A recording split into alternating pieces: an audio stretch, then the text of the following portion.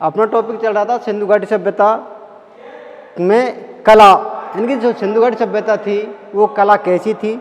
हमें सिंधु घाटी सभ्यता के उत्खनन में जो सामग्री मिलती है उसके आधार पर हम सिंधु घाटी सभ्यता के कला के बारे में जानते हैं, ज्ञात करते हैं। यानी कि सिंधु घाटी सभ्यता की कला में हमें वस्तुकला, मूर्तिकला, चित्रकला, संगीत कला, वास्तुकला है, जिससे खुदाई में जो सामग्री मिली है उन सामग्रियों के आधार पर पता चलता है कि सिंधु घाटी सभ्यता कला के भी प्रेमी रहे होंगे। लेकिन हमें कुछ इतिहासकार ये बताते हैं कि सिंधु घाटी सभ्यता कला के प्रेमी नहीं थे, जिसमें डॉक्टर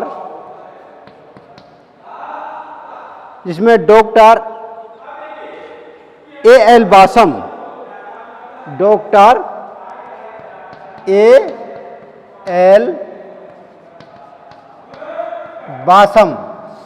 A.L. बासम के अनुसार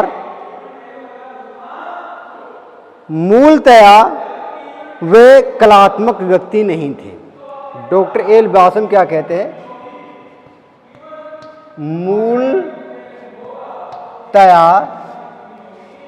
मूलतया वह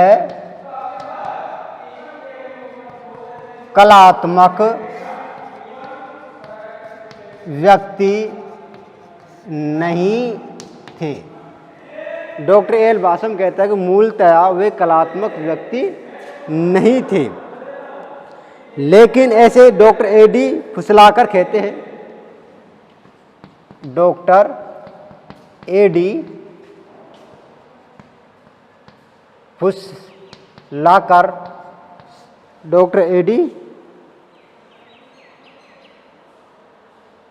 फुसलाकर फुसालकर कहते हैं कि सिंधु घाटी सभ्यता,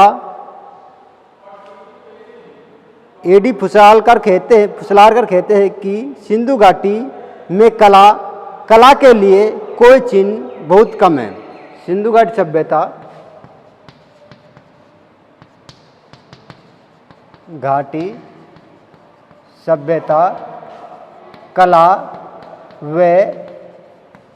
कला के चिन्ह बहुत कम मिलते हैं। लेकिन डॉक्टर थपलियालकर डॉक्टर थपलियाल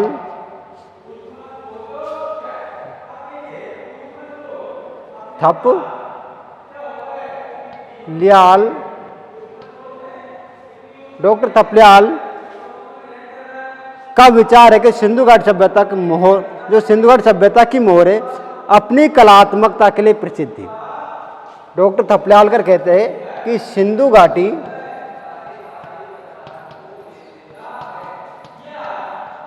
सभ्यता की मोहर है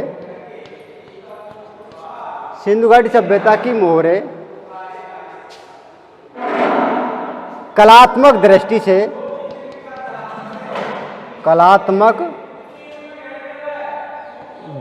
से महत्वपूर्ण मानी जाती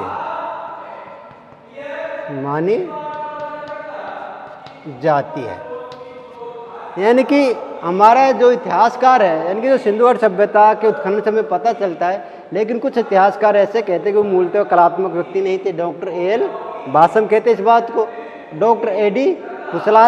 फुसालकर कहते हैं कि सिंधु घाटी सभ्यता कला के चिन्ह बहुत कम मिलते हैं। लेकिन डॉक्टर थपलियाल कहते हैं कि सिंधु घाटी सभ्यता की मोहर कलात्मक दृष्टि से अत्यंत महत्वपूर्ण मानी जाती है। और लेकिन ऐसा प्रतीत करते हैं वो सार्वजनिक रूप से जो पाषाण की मिट्टी की मूर्तियां जो मिली है उनको छोड़कर कला की दृष्टि से वो साधारण थे। यानी कि पाषाण की मूर्ति और धातु की मूर्तियों को छोड़कर जो उसकी कला है वो कम मिलती है।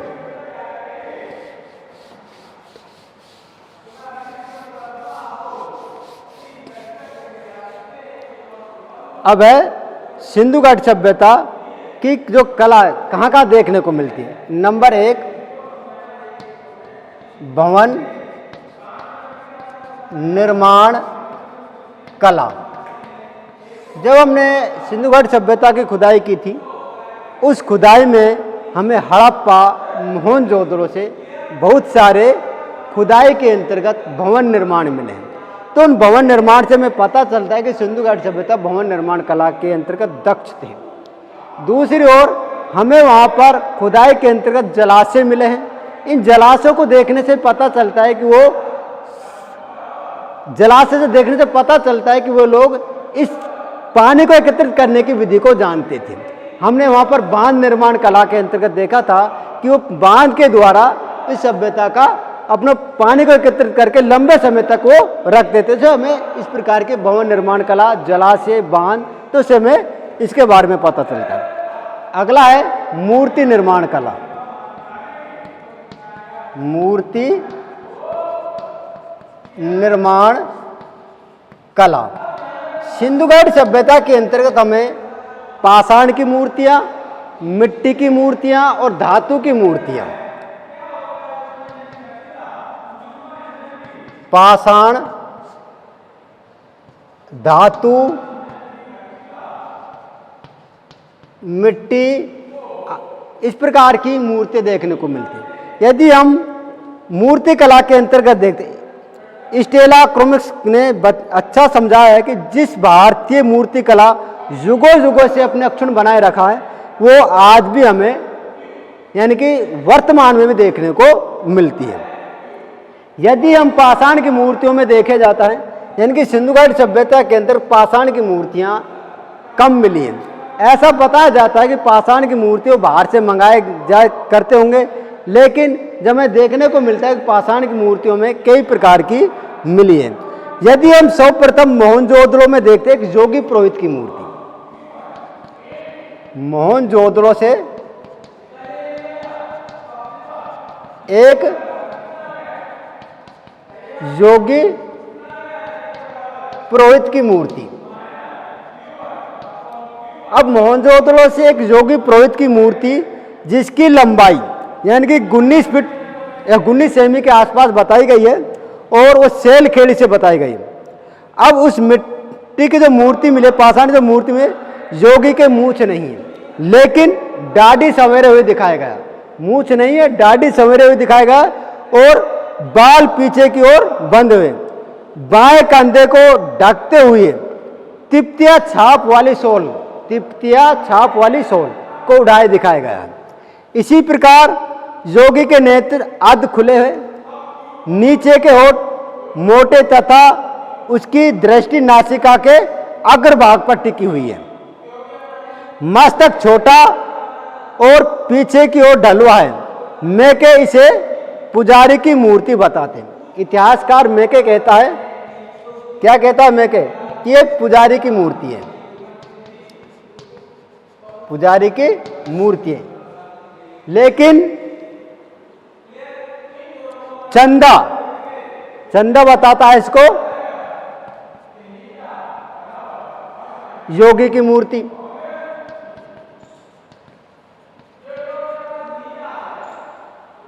अब इस प्रकार हम आगे देखते हैं कि हड़प्पा से प्राप्त 2 पाषाण मूर्तियां मिली हैं। पहली मूर्ति लाल पत्थर की बनाई गई है और दूसरी मूर्ति काले नर्तक की मूर्ति, काले पत्थर से बनाई गई है जो नर्तक की मूर्ति है। मार्शल ने, इतिहासकार मार्शल ने इसको नटराज यानी कि शिव की मूर्ति के रूप में दर्शाया गया, यानी कि अभय मुद्रा में नृत्य करते हुए नटराज की मूर्ति के रूप में बताया गया है। इस प्रकार धातु की मूर्तियों में यानी कि मधुचिष्टित या लुप्त मोम विधि, कौन सी लुप्त मोम विधि का प्रयोग किया, यानी कि मोम के द्वारा बनाया जाता था, एक पुतला बनाया जाता था, उसके ऊपर चिकनी मिट्टी का लेप किया जाता, चिकनी मिट्टी के उसके ऊपर चढ़ाया जाता था और उसके बाद में उसमें एक सुराख रखा जाता था जिसको अपन छेद बोलते, और उसको गर्म करने के बाद में उस मोम को निकाला जाता था और निकालने के बाद में धातु को गर्म करके उसमें डाला जाता था। तो उसमें एक मूर्ति जो बन के आती है, हमारे आज भी प्राचीन काल से लेकर आज भी उस लुप्त मोम विधि का प्रयोग धातु की मूर्ति बनाने में किया जाता है। यानी कि हमें कहाँ से जानकारी मिलती है? सिंधु घाटी सभ्यता में। यानी कि इतनी पुरानी वो लोग इस प्रकार की कला को जानते थे। इसके अलावा हमें धातु की मूर्तियों में नृत्य मोहनजोदड़ो के अंतर्गत नृत्य की कांसे की मूर्ति मिली। मोहनजोदड़ो में नृत्य हुई एक कांसे की मूर्ति मिली है, जिसके हाथ में एक त्रिभुंगी मुद्रा में है, एक हाथ में चूड़ियों से भरा हुआ है और डांस की आकृति में दिखाया गया है। उसको त्रिभंगी मूर्ति के रूप में बताया गया है। इसी प्रकार मोहनजोदड़ो में कांसे का एक भैंसा मिला है, भैंसे की मूर्ति मिली है और लोथल से चुनौदड़ो से खुदाई में पीतल का बतख मिला है, लोथल से कांसे का, दायमाबाद से कांसे का रथ मिला है। यानी कि इस प्रकार हमें पाषाण की मूर्तियों में, धातु की मूर्तियों में हमें यहां से ये सामग्री मिली है।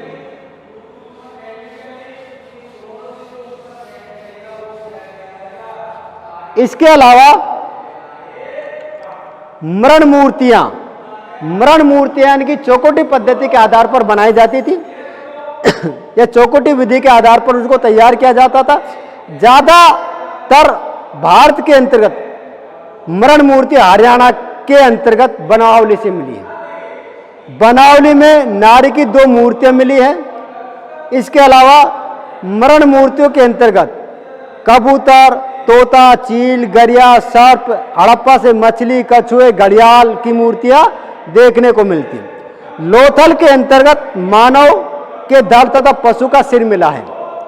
इसी प्रकार लोथल से गाय की 2 मरण मूर्तियां मिली हैं। मोहनजोदड़ो से छोटे सींग वाला वृषभ की आकृति के कलात्मक मूर्तियां मिली हैं। इसी प्रकार हमें यहां से चित्रकला के बारे में जानकारी मिलती है। चित्रकला यानी कि सिंधु घाटी सभ्यता के अंतर्गत खुदाई में हमें मोहरों पर, मिट्टी के बर्तनों पर हमें बहुत सारी चित्रकला देखने को मिलती है। यानी कि इससे पता चलता है कि चित्रकला के बारे में उनको ज्ञान। अधिकतर चित्र ज्यामिति के आधार पर, पशु पक्षियों के आकृति के या नारी की आकृति के हमें देखने को मिलते हैं। वर्गाकार, चौकोर, आयताकार ज्यामिति उन पर उकेरी जाती थी। अब वो चित्रकला के अंतर्गत रंग भरने का भी उनको ज्ञान था। अधिकतर वो लाल प्रकार के भांडों पर, जो मृत भांड थे उन पर लाल प्रकार के रंगों का प्रयोग सबसे ज्यादा देखने को मिलता है। अगला है संगीत व नृत्य कला। संगीत व नृत्य कला सिंधु घाटी सभ्यता के अंतर्गत हमें यानी कि 2 वाद्य यंत्र देखने को मिलते हैं, तबला और ढोल। जब तबला और ढोल हमको मिला है तो निश्चित ही संगीत के बारे में जानते हैं। अभी हमने बात करी थी मोहनजोदड़ो के अंतर्गत एक मूर्ति मिली है नृत्य करता में, त्रिभुंगी आकार की। इसमें एक हाथ में चूड़े, छल्ले, आभूषण पहने हुए दिखाया गया और उसको त्रिभुंगी आकृति के अंतर्गत मिली है। तो इससे पता चलता है कोई नृत्य कला के अंतर्गत निपुण थे। तो संगीत और नृत्य कला सिंधु घाटी सभ्यता में हमें देखने को मिलती है। इसके अलावा ताम्र निर्माण कला, ताम्र निर्माण कला सिंधु घाटी सभ्यता के अंतर्गत हमें ताम्र पट्टिकाएं मिली हैं। कुछ इतिहासकार उन ताम्र पट्टिकाओं को ताबीज के रूप में बताते हैं और कुछ इतिहासकार ये बताते हैं कि वो एक अभिलेख के रूप में मिले, जिससे हमें बहुत सारे सामग्री देखने को मिलते हैं। तो ताम्र निर्माण कला सिंधु घाटी सभ्यता में हमें देखने को मिलती है। अगला है अपना मोहर निर्माण कला। छठा मोहर निर्माण कला। सिंधु घाटी सभ्यता के अंतर्गत हमें मोहरों के बारे में बात करते हैं तो कम से भी कम ना है तो आज करीब 2500 से अधिक हमें मोहरे मिल चुके। ये मोहरे अधिकांश या अधिकतर सेल खेड़ी मिट्टी की बनी हुई थी। इन मोहरों पर हमें जो चित्र मिले वो अधिकतर वर्षभ के चित्र ज़्यादा मिले, एक श्रृंगी पशु के चित्र सबसे ज़्यादा देखने को मिलते। तो इनसे पता चलता है कि सिंधु सभ्यता के अंदर मोहरों और मोहरों पर जो चित्र बनाए जाते थे उन चित्रों से पता चलता है कि मोहर निर्माण कला, अभी हमने डॉक्टर थोप्यालकर ने बताया कि सिंधु घाटी सभ्यता में मोहरें एक उत्कृष्ट निर्माण कला के रूप में देखने को मिलती हैं। तो इससे पता चलता है कि सिंधु घाटी सभ्यता में मोहरें उत्कृष्ट कला थी। 5 मिनट और है। इसके बाद में आते लेखन कला, 7वां लेखन कला। यानी कि हमें बात करते हैं उनकी लिपि, यानी कि लिपि में हमें बहुत सारे जो चित्र मिलते हैं लेखन कला के अंतर्गत। तो सिंधु घाटी सभ्यता में लेखन कला भी एक उत्कृष्ट कला थी।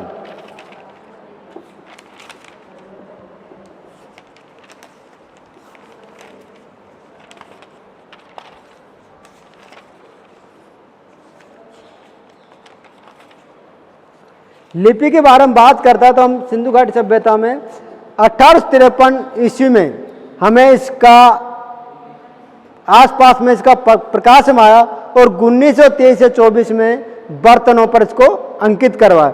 यानी कि इसमें 64 मूल चिन्ह हैं और 400 से 500 चित्राक्षर हैं। यानी कि यह लिपि दाएं से बाएं और लिखी जाती थी, यानी कि इसको दाएं से बाएं लिखी जाती थी। यानी कि इसको हम पढ़ने में हमें आज तक लोगों को ज्ञान प्राप्त नहीं हुआ है, यानी कि इसको पढ़ नहीं सकते। इसे गोमूत्र लिपि भी कहते हैं, गोमूत्र लिपि। इसको बूटोफोर्निक लिपि भी कहते हैं।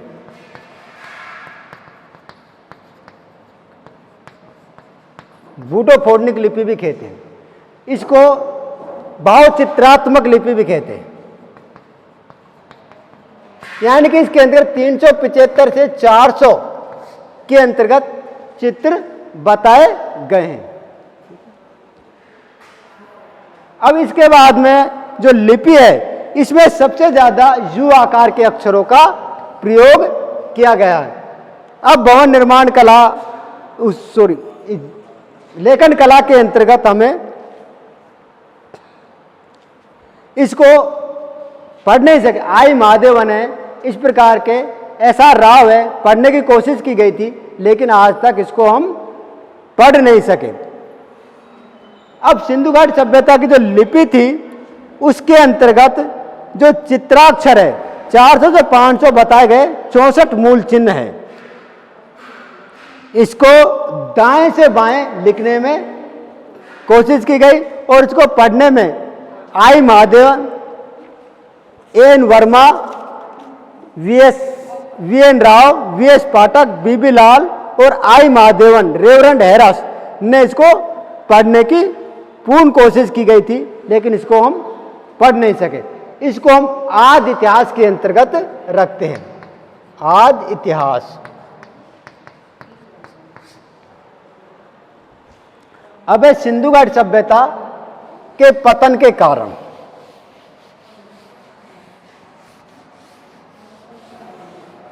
कितना रह रहा मैम?